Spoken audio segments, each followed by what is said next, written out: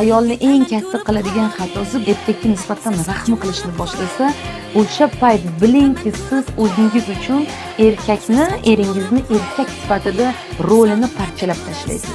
Siz erkakka eringizga erkak sifatida hurmat qilmay qo'yasiz. Chunki siz unga rahm qildingizmi, rahm bor joyda g'urur, iftixor bo'lmas ekan. Doim yodingizda tuting ayollar, eringizga nisbatan qancha qiyin unga, qancha hozir qiynalyapti, bir qanchalik qanaqadir qiyinchilikdan hozir o'tyaptimi, g'ururlaning bundan. G'ururlaning, u harakat qilyapti. U shunchaki divanda yotib olib, meni boqinglar, hayot shu ekan, ishim yo'q deyotgani yo'q. U harakat qilyaptimi? Ana shu harakatini hech bo'lmasa e'tirof etish kerak.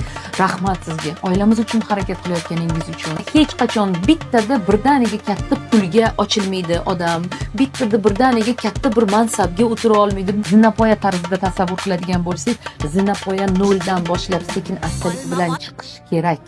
Va o'shanda qayerdir shofyor bo'lsin, qayerdadir borib o'sha mashina yuvadigan shoxobchaga ishga kirsin. Muhimi unda harakat bor. Mana shu harakatni tushuning, bu yaxshi. Harakat qilayotgani zo'r va hech qachon rahm qilmang. Rahm qildingizmi, undan g'ururlanishni va eringizni erkak sifatida tan olishni mana shu yerda to'xtatasiz va uni afsuski bir hech narsaga qodir emas, hech narsa qo'lidan kelmaydigan inson sifatida tasavvuringizda shakllanishni boshlaydi.